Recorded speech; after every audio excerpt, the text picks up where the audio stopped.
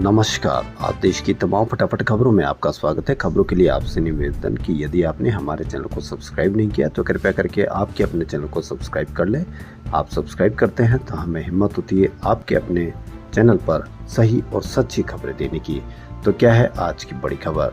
श्री कृष्ण जन्माष्टमी पूरे देश में मनाई जा रही है। श्री कृष्ण जन्माष्टमी पर उत्तर प्रदेश की मथुरा से लेकर गुजरात के द्वारका तक राजस्थान की गोविंद देव जी मंदिरों में विशेष पूजा की जा रही है।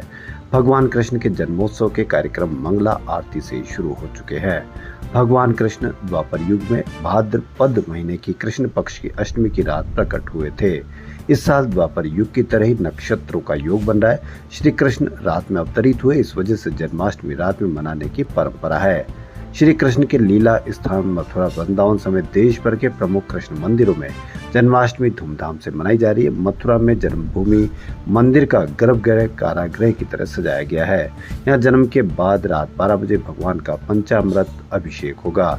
वहीं गुजरात के द्वारकाधीश मंदिर के पट रात 2:30 तक खुले रहेंगे।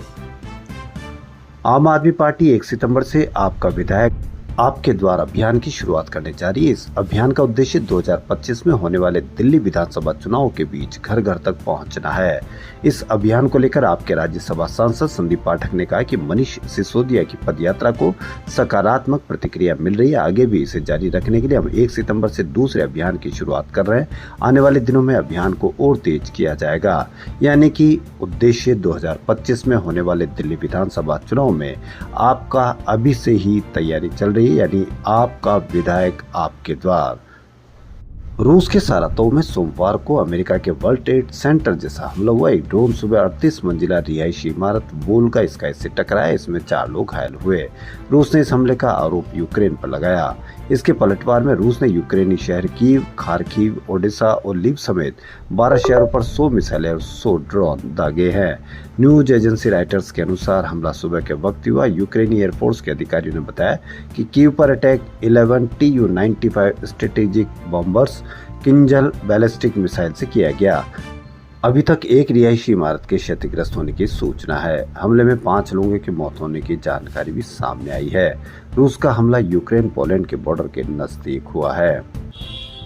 जम्मू कश्मीर में 10 साल बाद हो रहे विधानसभा चुनाव के लिए भाजपा ने सोमवार को कैंडिडेट्स की 3 लिस्ट जारी की है। पहली लिस्ट सुबह 10 बजे आई। इसमें 3 फेज के 44 कैंडिडेट्स के नाम थे, लेकिन इससे थोड़ी देर बाद ही डिलीट कर दिया गया। पहली लिस्ट के आते ही जम्मू भाजपा दफ्तर में कार्यकर्ताओं का प्रदर्शन शुरू हो गया।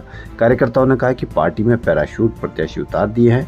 इसके बाद प्रदेश भाजपा अध्यक्ष रविंद्र रैना अपने कैबिन में चले गए और दरवाजा बंद कर लिया। थोड़ी देर बाद बाहर निकले और कहा कि परेशान ना हो, सभी से पर्सनली बात करूंगा।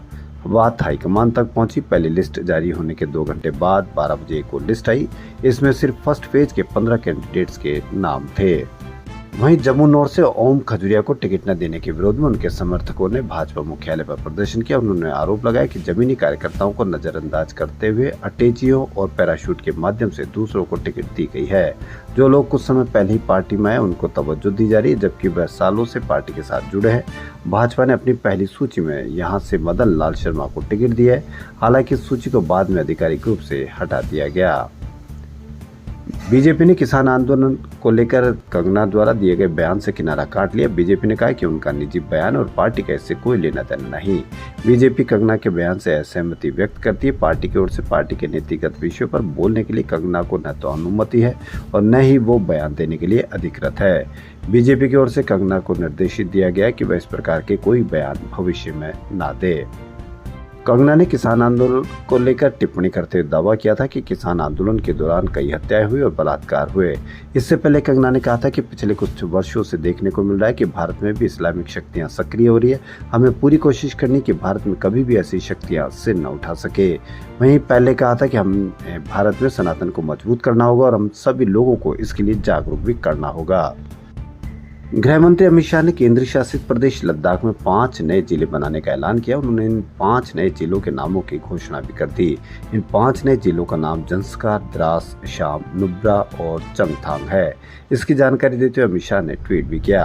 अपने ट्वीट में अमित शाह ने लिखा कि प्रधानमंत्री नरेंद्र मोदी के लद्दाख को डेवलप्ड और समृद्ध बनाने के विजन की दिशा में आगे बढ़ते हुए एमएचए ने केंद्र शासित प्रदेश में 5 नए जिले बनाने की घोषणा की है।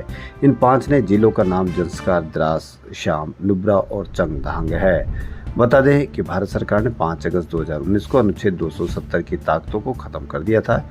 इसके बाद जम्मू कश्मीर और लद्दाख को केंद्र शासित प्रदेश का दर्जा दे दिया गया था। इसके बाद 31 अक्टूबर से जम्मू और कश्मीर, लद्दाख को 2 अलग अलग राज्य बना दिए गए। खबरों में फिलहाल इतना ही। यदि आपको हमारा चैनल पसंद आए तो लाइक, सब्सक्राइब और शेयर अवश्य करें। धन्यवाद।